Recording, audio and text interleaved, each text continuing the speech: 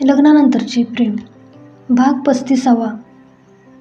थोड्या वेळात सुमित आणि धनश्री राशीने पाठवलेल्या ॲड्रेसवर येऊन पोचले. धनू, हे बघ, या रेस्टॉरंटचा ॲड्रेस आहे तो गाडी साईडला घेत म्हणाला. तिने एकदा बाहेर पाहिलं. धनू, काळजी घे, मी येतोच तास दीड तासात तुला घ्यायला. आणि तुला काही शंका वाटली तर मला लगेच कॉल कर. तशी तिने होकारार्थी मान डोलवली. ती अजून पण त्याच्याकडे पाहत होती. एक क्षण पण तो नजरेआड होऊ नये असं तिला आता या क्षणी वाटत होतं. ओय मनीमऊ, जा आता लवकर, नाहीतर ती मनीषा केक कट करून मोकळी होईल आणि मग माझ्या माऊला केक खायला मिळणार नाही, तो तिला भानावर आणत म्हणाला. त्याच्या बोलण्याचं धनश्रीला हसू आलं. ती हसत कारमधून उतरत म्हणाली, बरं बाय, पण तू मला घ्यायला लवकर ये. ती तोंड बारीक करत म्हणाली, हो ग, तुमचं आटोपलं की मला कॉल कर, लगेच मी येतो. त्याला बाय करून ती कारमधून खाली उतरली. सुमित पण तिला बाय करून गाडी स्टार्ट करून निघून गेला. तिने एक वेळ सर्वत्र नजर फिरवून पाहिलं. राशी वर्षा तर अजून आलेल्या दिसत नाहीत. तिने आपला मोबाईल काढून फोन लावायला घेतला. एवढ्यात समोरून निखिल आला. ए हाय धनश्री, आलीस तू? हो, पण राशी वर्षा अजून आल्या नाहीत का? धनश्री प्रश्नार्थक नजरेने त्याच्याकडे पाहत म्हणाली. मग मी आत्ताच त्यांना फोन केला होता. तू चल, त्या येतील एवढ्यात, तोवर आपण आत बसूया. नको, अरे मी थांबते इथेच, धनश्री बाहेर पाहत म्हणाली. अगं धनश्री, इथे कुठे मध्येच रस्त्यात उभी राहतेस? लोक येत जात आहेत, उगाच कोणाचा धक्का लागायचा. धनश्री वाटेतच उभी होती. बर चल, म्हणत ती आणि निखिल आत येऊन बसले. निखिल हा प्रेमचा आत्ताच नवीन झालेला मित्र होता, त्यामुळे धनश्री त्याला जास्त ओळखत नव्हती. तिने मोबाईल काढला आणि आज बीचवर काढलेले फोटो ती पाहत बसली. पुन्हा ते सर्व प्रसंग तिच्या डोळ्यासमोर उभे राहिले. तेवढ्यात तिच्या नजरेस तो फोटो आला, जो त्या फोटोग्राफरने न विचारताच घेतला होता. तिला पाण्यात पडता पडता सुमितने वाचवलं होतं. तो फोटो पाहून ते क्षण आठवून तिच्या अंगावर शहारा आला. Sumit, I love you so much, ती फोटोकडे पाहून ओठांचा चुंब करत म्हणाली. ते फोटो पाहता पाहता तिच्या गालावर लाजेची लाली आली होती. निखिल पण तिथून उठून दूर उभा राहून तिच्यावर लक्ष ठेवून होता. बराच वेळ झाला, अजून कोणी आलं नाही, म्हणून धनश्रीने राशीला फोन लावायला घेतला. तितक्यात वेटर कोल्ड्रिंक घेऊन आला. अरे पण मी काहीच ऑर्डर केलं नव्हतं, धनश्री त्याच्याकडे पाहून म्हणाली. त्याला धनश्रीची भाषा समजली नाही. तो टेबलवर 2 कोल्ड्रिंकचे ग्लास ठेवून निघून गेला. तेवढ्यात निखिल तिथे आला. अरे आत्ता दिलं का याने कोल्ड्रिंक आणून? मी मगाशीच ऑर्डर केलं होतं. अगं धनश्री, त्या दोघी येत आहेत एवढ्यात मी आत्ताच प्रेमला फोन केला होता. तो म्हणाला ट्रॉफिक जास्त आहे म्हणून एवढा वेळ लागला. चल तोवर आपण हे कोल्ड्रिंक तरी घेऊ, निखिल धनश्रीच्या पुढे ग्लास सरकवत म्हणाला. साध्या सरळ स्वभावाच्या धनश्रीला प्रेम आणि त्याचा मित्र निखिल यांचा डाव लक्षात आला नाही. तिने ते कोल्ड्रिंक घेतलं आणि प्यायला लागली. पहिल्यांदा तिला जरा वेगळी चव जाणवली, पण ते असंच चरचर करत हे पण तिला ठाऊक होतं. निखिल मात्र समोर बसून तिच्या चेहऱ्यावरचे भाव टिपत होता. तिने कोल्ड्रिंकचा ग्लास संपवला तशी त्याच्या चेहऱ्यावर हास्याची लकीर उमटली. धनश्रीच मात्र त्याच्याकडे बिलकुल लक्ष नव्हतं, कारण त्या कोल्ड्रिंकमध्ये हॉट ड्रिंक मिसळलं होतं. थोड्या वेळाने तिचं डोकं गरगरायला लागलं. ती डोक्याला हात लावून बसली. हे पाहून निखिलने अजून एक ड्रिंक ऑर्डर केलं. धनश्रीने तो दुसरा ग्लास पण रिचवला. हळूहळू तिला नशा चढत गेली आणि आता तर ती शुद्धीतच नव्हती. आणि तितक्यात निखिलने तिचा फोन घेऊन तो स्विच ऑफ करून ठेवला. इकडे वर्षा, राशी, धनश्री यायच्या आधीच आल्या होत्या. पण प्रेम आणि त्या दोघींना घेऊन डायरेक्ट पाठीमागच्या बाजूला त्याने रूम बुक केली होती. ते सर्वजण तिकडेच होते. वर्षाने आणि राशीने सर्व तयारी करून ठेवली होती. त्यानंतर थोड्या वेळात मनीषा पण रिक्षाने तिथे आली. मनीषा आल्यानंतर ही सर्व तयारी पाहून शॉक झाली. तिला वाटत होतं की तिच्यासाठी प्रेमने एवढा प्लॅन केला, पण प्रेम आणि निखिलच्या कुटील कारस्थानाची त्या तिघींना पण बिलकुल भनकसुद्धा नव्हती. मनीषा मात्र खूप खुश होती. अगं, तुम्ही दोघी आलात आणि मग धनश्री का गं नाही आली? मनीषा आजूबाजूला पाहत म्हणाली. हो गं वर्षा, ती आतापर्यंत यायला हवी होती. मला येते म्हणाली. ती राशीने आपला मोबाईल काढला आणि धनश्रीला फोन लावत होती, पण धनश्रीचा नंबर स्विच ऑफ लागत होता. सीट यार, हिचा मोबाईल स्विच ऑफ लागतोय. तो समोरून निखिल येताना प्रेमला दिसला. निखिलने प्रेमला थंब दाखवून काम झाल्याचा इशारा केला. अगं राशी, दुपारी ती सुमित सोबत बाहेर गेली होती. कदाचित तिकडून यायला तिला वेळ लागला असेल, त्यामुळे नसेल येणार ती. वर्षा पूजाला आठवण करून देत म्हणाली. तिला नाही तर येऊ दे, मग कशी तिच्याकडून उद्या पार्टी काढते तेच बघ, मनीषा म्हणाली. बरं मनीषा, आता केक कटिंग करून घे. तो बघ निखिल पण आला. मला वाटतंय धनश्री काय आता नाही यायची, प्रेम म्हणाला. हो ग मनीषा, परत घरी जायला पण लेट होईल, वर्षा म्हणाले. बरं म्हणत मनीषा केक ठेवलेल्या टेबलजवळ जाऊन उभी राहिली. हॉटेलवाल्यांनी छान सजावट केली होती. मनीषा सर्वांच्या चेहऱ्यावर नजर फिरवत म्हणाली. थँक्स ऑल, किती छान सरप्राईज दिलं तुम्ही. खूप खूप थँक्स.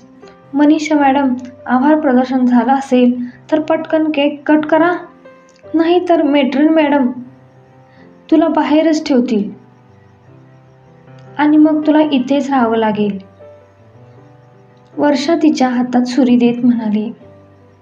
मनीषाने केक कट केला. तसं सर्वांनी तिला एक साथ हॅपी बर्थडे म्हणत विश केलं. तिने केकचा पीस काढून सर्वांना भरवला. तिचा चेहरा सर्वांनी केकने माखला. प्रेम, एवढ्या छान सरप्राईजसाठी खूप खूप थँक्स, मनीषा त्याच्या डोळ्यात पाहत म्हणाली. प्रेमच्या मनात मात्र वेगळीच कुटील कारस्थान चालू होतं. केक कटिंगनंतर सर्वांनी जेवणावर ताव मारला. मनीषा तर खूपच खुश होती. ती आता पुन्हा मनातून प्रेमची स्वप्न पाहत होती. इकडे धनश्री नशेत चांगली झिंगली होती. तिला तिचा फोन स्विच ऑफ आहे ते पण समजलं नव्हतं. ती अखंड बडबड करत होती. आजूबाजूची लोक पण तिच्याकडे कसनुसा नजरेने पाहत होती. तिला मात्र हे समजणे एवढी पण शुद्ध नव्हती. ती आता उठून धडपडत निखिलला शोधत होती, पण तो तर तिकडे प्रेमकडे गेला होता. प्रेम, आवर लवकर, नाहीतर ती धनश्री तिकडे नशेत काहीतरी दंगा करेल, निखिल प्रेमच्या कानाजवळ हळू आवाजात म्हणाला. वर्षा, राशी आणि मनीषा एका बाजूला उभ्या राहून गप्पा मारत होत्या. त्या तिघींचं पण या दोघांच्या बोलण्याकडे बिलकुल लक्ष नव्हतं. बरं, तू या तिघींना सोडायला जा, मी आता त्या धनश्रीकडे बघतोच. माझा अपमान केला ना तिने, मी आता तिला सोडत नसतो, प्रेम आपल्या ओठावरून बोट फिरवत म्हणाला. चला, झालं ना आता, वर्षा राशी प्रेमकडे पाहत म्हणाल्या. हो हो चला म्हणत ते सगळे बाहेर पडले. तितक्यात प्रेम कानाला फोन लावत त्यांच्यापासून थोडा दूर जाऊन उभा राहिला. छान झाली ना पार्टी, राशी मनीषाकडे पाहून म्हणाली. हो म्हणजे मला कधी स्वप्नात पण वाटलं नव्हतं की प्रेम माझ्यासाठी असा काही प्लॅन करेल. थँक्यू प्रेम, मनीषा दुरूनच प्रेमकडे पाहत म्हणाली. पण धनश्री हवी होती, तिने हे सर्व मिस केलं, राशी म्हणाली. हो ना, मनीषा राशी एकसाथच तोंड बारीक करत म्हणाल्या. मनीषा, माझ्या मित्राचा फोन होता, तो काहीतरी प्रॉब्लेममध्ये आहे. त्यांनी मला आत्ताच्या आत्ता हॉस्पिटलमध्ये बोलवलं आहे. मला जावं लागेल. तुम्हाला निखिल घरी सोडेल चालेल ना? प्रेम चेहऱ्यावर टेन्शन आल्याचा भाव आणत म्हणाला. अरे चालेल आम्हाला, पण तू आधी मित्राच्या मदतीला जा. तिघी पण म्हणाल्या. निखिल, ही घे गाडीची चावी आणि त्यांना व्यवस्थित घरी नेऊन सोड. प्रेम निखिलच्या हातात कारची चावी देत म्हणाला. ठीक आहे, तुम्ही निघा, मी इथून रिक्षाने जाईन. प्रेम म्हणाला. सर्वजण त्याला बाय करून कारमध्ये बसले. प्रेमला त्याचा प्लॅन सक्सेस झाल्याचा आनंद झाला होता. निखिलनं प्रेमकडे पाहून कुटील हास्य चेहऱ्यावर आणत कार स्टार्ट केली. ते सगळे आता निघून गेले होते. प्रेम एक दीर्घ श्वास घेत पुन्हा आत गेला. धनश्री अजून पण धडपडत निखिलला शोधत होती. काही लोक तर तिच्यावर हसत पण होते, कारण ती नशेत प्रत्येकाच्या जवळ जाऊन त्यांचा चेहरा बारकाईने पाहून म्हणायची, तू निखिल नाही? प्रेम थोडं दूर उभं राहून तिची मजा पाहत होता. चला प्रेम साहेब, लागा कामाला. आपल्याला हिची मजा बघायची नाही, तर तिच्यासोबत मजा करायची आहे. तो तोंडात पुटपुटत तिच्या दिशेने चालू लागला.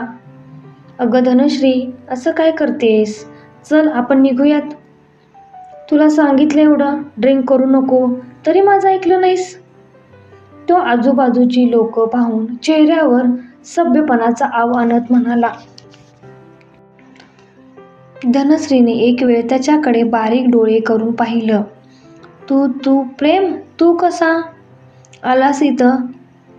तू जा, म्हणत तिने त्याला धक्का दिला. अगं धनश्री, असं काय करतेस तू? चल तिकडे, मनीषा तुझी वाट पाहते. काय? कुठं आहे मनीषा? धनश्री वाकडी जीभ घालून बरळत होती. पण मी तुझ्यासोबत नाही येणार. ती प्रेमकडे पाहून नशेतच बडबड होती.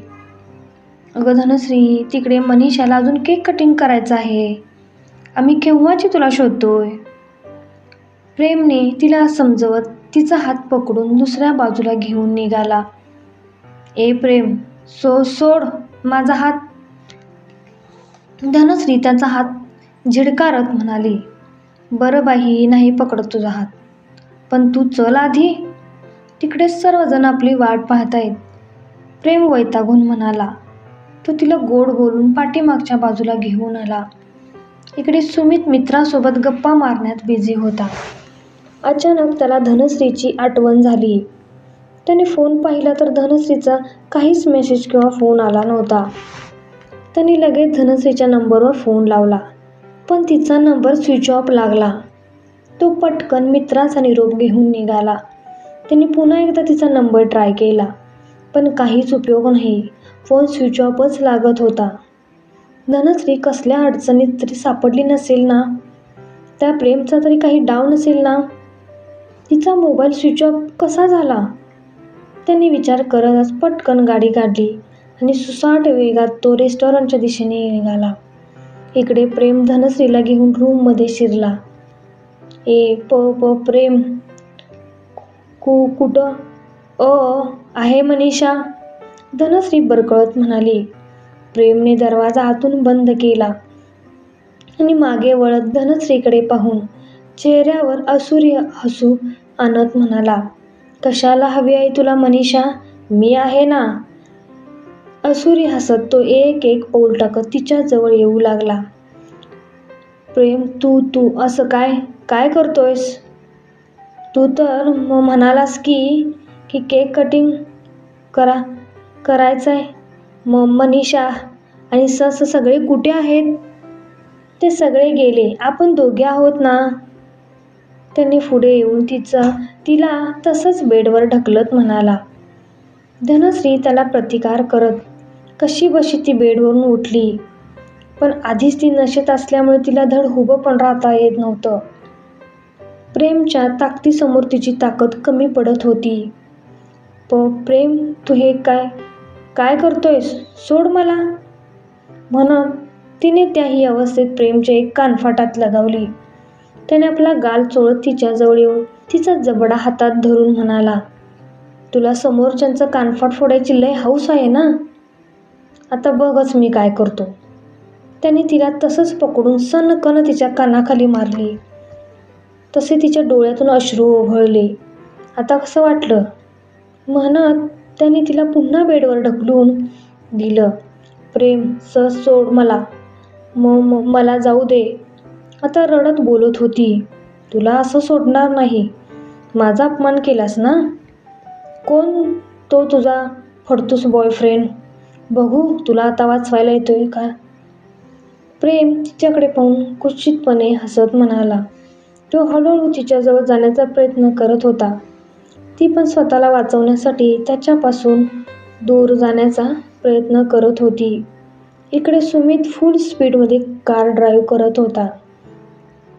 त्याला आता धनश्रीची खूपच काळजी वाटत होती. तिच्यासोबत काही भलतं सलतं तर घडलं नसेल ना? त्याच्या मनात नको नको ते विचार येत होते. थोड्याच वेळात त्याची गाडी रेस्टॉरंट समोर येऊन पोहोचली. तो पटकन कारमधून उतरून पळतच आतमध्ये आला. रात्रीचे 11 वाजून गेले होते. तरीही अजून तिथे गर्दी होतीच. तो त्या लोकांमध्ये धनश्रीला शोधत होता. तो सर्वत्र नजर फिरून पाहत होता. पण त्याला धनश्री कुठेच दिसली नाही. तो वेड्यासारखा इकडे तिकडे फिरत तिला शोधू लागला. पण अजूनही धनश्री त्याच्या नजरेस पडली नव्हती. त्याने एक वेळ वॉशरूमकडे जाऊन पाहिलं. ती तिकडे पण नव्हती. तिचं काय तर वर्षा, राशी, मनीषा यांच्यापैकी कोणीच त्याला दिसलं नाही. ते सगळे घरी तर गेले नसतील ना? पण धनश्रीला तर मी घ्यायला येणार होतो. मग ती कशी दुसऱ्या कोणासोबत जाईल? तो विचार करत पुन्हा बाहेर आला. त्याने पुन्हा एकदा सगळीकडे नजर फिरवून पाहिलं, पण ती त्याला दिसली नाही. आता तो पण आतून घाबरला होता. त्याने पुन्हा तिचा फोन लावून पाहिला, पण नंबर अजूनही स्विच ऑफच लागत होता. सीट यार, धनश्री कुठे आहेस तू? मी तिच्याकडून तिच्या मैत्रिणीचा तरी नंबर घ्यायला हवा होता. तो डोक्यावर हात फिरवत, मागे मानेवर घेत, हताश होत बाहेर येऊन सर्वत्र नजर फिरून धनश्री कुठे दिसते का ते पाहत होता. तो पुन्हा गाडी जवळ येऊन गाडीला टेकून शून्यात नजर लावून उभा राहिला होता. तेवढ्यात त्याची नजर समोर उभ्या असलेल्या सुरक्षारक्षकावर पडली. तो त्यांच्याजवळ जात म्हणाला, काका, तुम्ही थोड्या वेळापूर्वी कॉलेजच्या मुलींना इथे आलेलं पाहिलं का? 4 मुली आणि 1 मुलगा होता. तो सुमितच्या तोंडाकडेच पाहत राहिला. काय झालं काका, असे का पाहताय? सुमित भुवया उंचावत म्हणाला, आपकी बात मैं समझा नहीं. सॉरी अंकल, आपने थोड़ी देर पहले 4 लड़कियों और 1 लड़के को यहाँ पे आए हुए देखा था क्या? बेटा, मैंने आते हुए किसी को नहीं देखा, लेकिन अभी थोड़ी देर पहले 3 लड़कियाँ और 1 लड़के को कार में बैठ के जाते देखा. पक्का आपने 3 ही लड़कियों को देखा? सुमित खात्री करून घेत म्हणाला, हाँ, लड़कियाँ 3 थी और 2 लड़के थे. निकलते टाइम पे एक लड़का फोन पे बात कर रहा था. उसकी फोन पे किसी से बात हुई. फिर दूसरा लड़का और वो 3 लड़कियां कार में बैठ के निकल गए. और जो फोन पे बात कर रहा था वो लड़का वापस अंदर गया है. अभी तक वो वापस नहीं आया. सुरक्षा रक्षकाने थोड्या वेळापूर्वीच हे सर्व पाहिलं होतं. त्यामुळे त्याने सर्व आठवून सुमितला सांगितलं. अंकल, मुझे आप इस रेस्टोरेंट के बारे में कुछ बता सकते हैं क्या? मतलब यहाँ पे रहने के लिए कुछ रूम वगैरह मिलते हैं क्या? हाँ, मिलते हैं ना. वो पीछे के साइड में रूम है. आप चाहे तो देख सकते हैं. थँक्यू अंकल, म्हणत सुमित धावतच पाठीमागच्या बाजूला गेला, कारण त्याला धनश्रीची आता खूपच काळजी वाटत होती.